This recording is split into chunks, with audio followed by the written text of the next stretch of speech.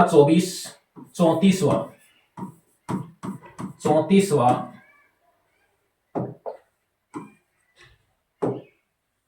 व्यास सम्मान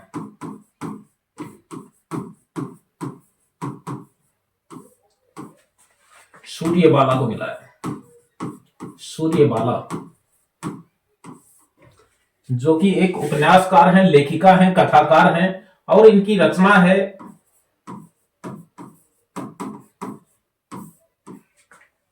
कौन देश का वासी। कौन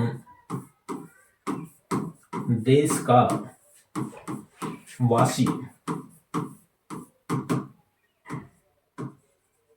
वेणु की डायरी।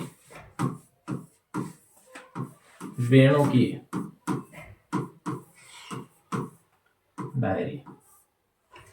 अब देखिए, अब हमें यह पता होना चाहिए कि ये कौन सी विधा में है। ये एक उपन्यास है, लेकिन हम इसे ये कह सकते हैं कि ये डायरी तो इसके नाम में लिखा हुआ है, डायरी के रूप में लिखा गया उपन्यास कह सकते हैं इसको, क्योंकि डायरी इसके नाम में लिखा हुआ वेणु की डायरी। वेणु कौन है? वेणु इसका मुख्य पात्र है। इसके दो पात्र हैं। पात्र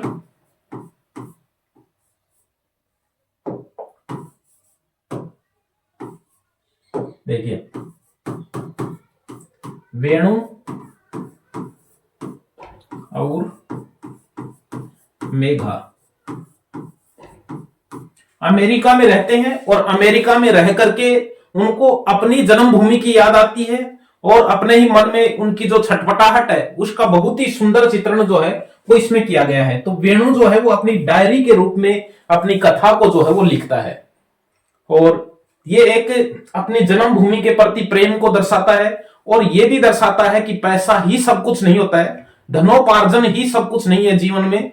अपनी जन्मभूमि की अंत तक जाकर के याद तो आती है। तो ये इसमें दिखाया गया है, अमेरिका की संस्कृति इसमें दिखाई गई है। कौन देश का वासी, वेणु की डायरी रचना जो है वो राजकमल प्रकाशन से 1 जनवरी 2018 को प्रकाशित हुआ था। इसका प्रकाशन जो है वो 1 जनवरी 2018 को है और 34वां व्यास सम्मान जो है वो मिला है। हमें ये ध्यान में रखना है, व्यास सम्मान जब भी किसी लेखिका या लेखक को मिलता है तो उसका उस वर्ष जो परीक्षाएं होती हैं उसमें जरूर, भले ही वो समसामयिक प्रश्न के रूप में, करंट जीके में आए, या फिर वो हमें या अपने विषय के रूप में भी उसको पूछा जा सकता है, उस रचना को पूछा जा सकता है।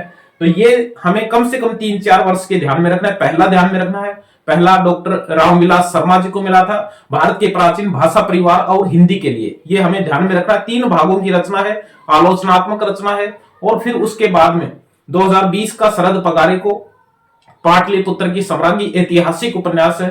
2021 का असगर वजाहत को, जो कि एक नाटक है, महाबली, पहली बार नाटक रचना के लिए 1921 में ही व्यास सम्मान मिला। 1921 में ही साहित्य अकादमी पुरस्कार पहली बार दया प्रकाश सिन्हा के नाटक जो है अशोक सम्राट नाटक के लिए उनको साहित्य अकादमी पुरस्कार मिला था। 2022 में पागलखाना एक व्यंग उपन्यास के लिए मिला है, ज्ञान चतुर्वेदी जी का है। और 2023 में पुष्पा भारती जी को एक संस्मरणात्मक रचना के लिए, यादें यादें यादें रचना के लिए उनको मिला हुआ। 2024 को इनका मिला है। यदि पर्सन इनके भी आए हुए, 2019 में नासिरा शर्मा जी को कागज की नाव उपन्यास के लिए मिला हुआ है। 2018 में लीलाधर जगोड़ी जी को जितने लोग उतने प्रेम रचना के लिए मिला है, शायद काव्यात्मक रचना है, जितने लोग उतना प्रेम काव्यात्मक रचना है। और 2017 में ममता कालिया जी के उपन्यास दुखम सुखम के लिए उनको मिला हुआ है। तो हमें ये जितने भी उपन्यास, ये रचनाओं को ये साहित्य अकादमी पुरस्कार और व्यास सम्मान मिले हुए, उस वर्ष इनके प्रश्न जो है वो परीक्षाओं में खूब पूछे जाते हैं। हमें ये विशेष रूप से ध्यान में रखना है। हम फिर मिलेंगे किसी अच्छी रचना को लेकर, किसी अच्छे जो है आगे की क्लास में अलंकारों के प्रश्न जो आए हुए हैं आरपीएससी के एग्जाम में, उनको लेकर के उपस्थित होंगे। तब तक के लिए धन्यवाद, बाय।